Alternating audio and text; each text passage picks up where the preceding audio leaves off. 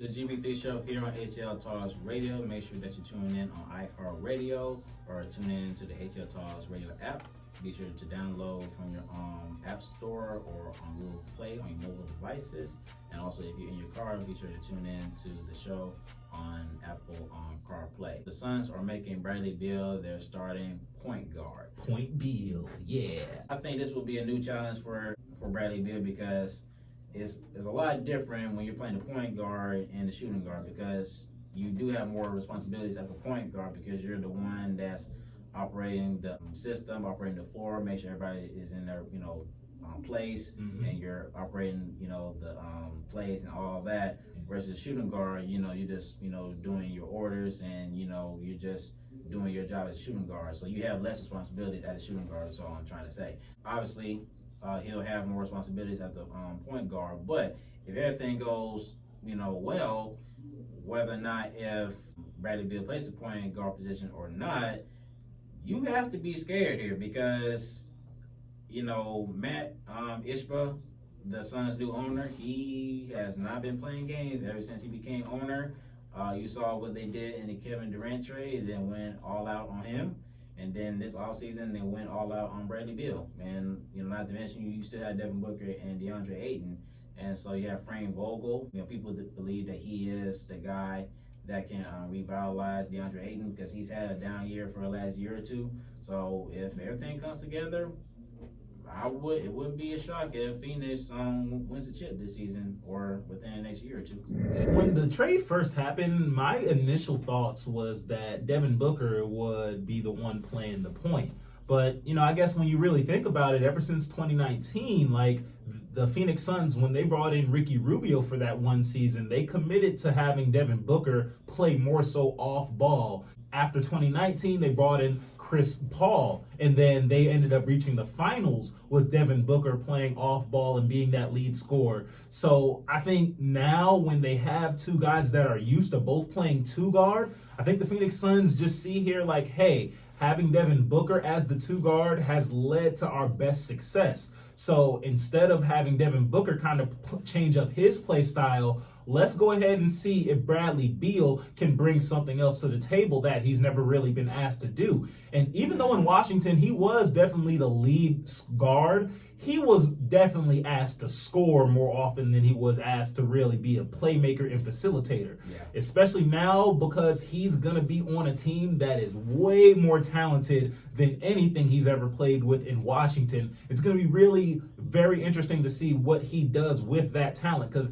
as the point guard, it's not just your job to make sure you score 30 points a game like he's used to. You have to make sure that Devin Booker and Kevin Durant are getting their touches. You got to make sure that DeAndre Ayton is still staying invested in the game, so you got to give him his touches too. And you got to make sure the role players get their open shots as well. And I think that Bradley Beal in Washington, especially after John Wall left, he may have gotten a bit of tunnel vision after just being asked hey, just go out there, score 30 points a night. And now that you're asking him to be the point guard, is he going to be willing to adjust simply? Is he going to be able to make those passes to the open players? Or is he going to get tunnel vision and just be used to being the player he was in Washington as a scorer? I don't think it'll come down to that if he's asked to score 30 points, because again, you have Devin Booker and Kevin Durant, who are one of the best scorers in the league, period. So I don't think he'll do that. But in my personal opinion, and again, I'm not saying it won't work, we'll see, but I think they don't have to get out, go trade for a star point guard. But if they can get a quality point guard, that can score and pass, give you good minutes. Like a good backup? Yeah. Well, maybe like a good backup. Yeah. So it doesn't have to be, a star point guard like a D'Angelo Russell or Russell Westbrook or anything like that. But a guy that can just, come in, give you good minutes, that can, score, that can pass.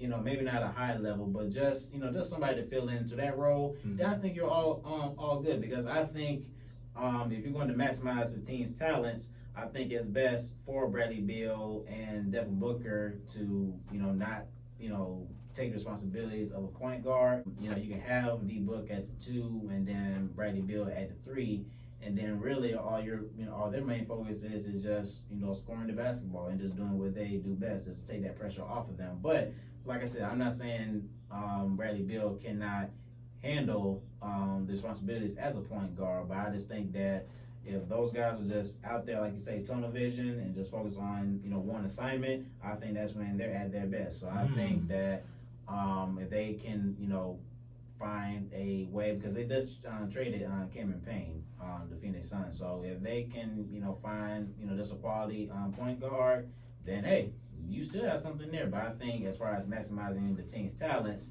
I think it would be best to move D-Book and Bradley Beal to 2 and 3 spot. But Garrett, I got a question though.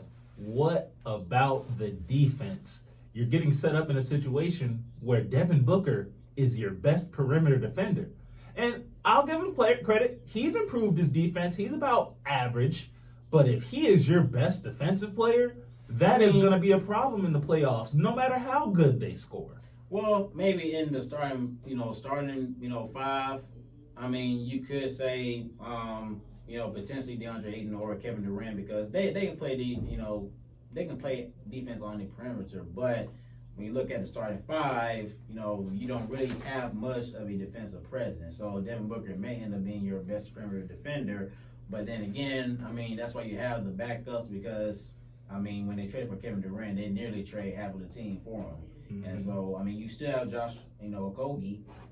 He's really a good defender. So, it may be where Frank Vogel, he may switch things up. I'm not sure if Bradley Beal being the starting point guard, I'm not sure if that's, solidified or if that's, a full guarantee. Because things can change. So if they say, hey, okay, this is not working, we need to make a trade by the trade deadline, then boom. I can definitely see that happening. In the defense, it may be an issue, but like I said, Frank Vogel, he just won a championship with the Lakers, so there's a will, there's a way.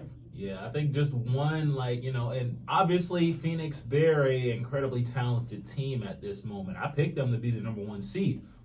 2 things you really got to be concerned about, though, with them, other than the defense, it's also the health. Kevin Durant, past few seasons, has shown not really to be the most healthy person. Bradley Beal, the past couple of seasons, he's been in and out of the lineups with injuries too. And with the lack of depth that they have, I mean, if 2 of these guys go down, now you're being led by, Bradley Beal and DeAndre Ayton with a bunch of role players, or Devin Booker and Kevin Durant with a bunch of role players, which was the exact situation that ended up having them lose in the playoffs too. I think Phoenix... If those guys can survive for at least 65 games between Bill and KD, if each of them can play at least 65 games, and as long as those guys come back fully healthy in the playoffs, then you're pretty much all set.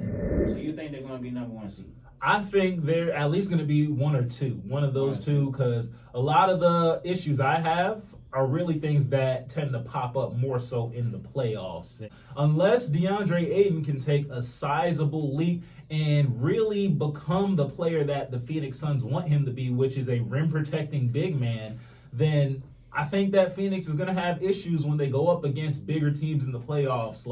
I look at that Bradley Beal trade, and I still don't really see a pathway for them to beat the Denver Nuggets. Even a healthy Lakers team would give them a lot of fits, too, with AD and the rest of their squad there, with LeBron James, of course. So I think that there are definitely issues in Phoenix that won't really rise up in the regular season. They will be a really good and really fun team to watch, especially as they experiment too. I'm definitely looking forward to just how they, how Bradley Beal does play as a point guard. Do you think he's going to be a good enough playmaker and set up his teammates good enough, or is he going to look to score a lot? It's really different because this is the first time where, he's coming in to be a starting point guard, because he's, the 2 spot has always been his position. So it's definitely going to be an adjustment period. So that's why I say it's possible where Phoenix, they may experiment this for a while, and then they may decide to go after a point guard to start along with those guys by the trade deadline. I think that's definitely an out. Be sure to tune into the show every Wednesday from 6 to 7 p.m. Eastern Time on ATLTalks Radio. Again, make sure that you download the ATLTalks Radio app from your mobile devices from the App Store or on Google Play. And also subscribe to the GB3 Show on Apple Podcasts. Make sure that you're following that for sure. If you have not catched up our latest episodes, you can always listen to them there. So again, thank you everyone who's tuned in with us, and we'll see you guys next week. Peace. That was quite an excellent show, lad. That was good, man.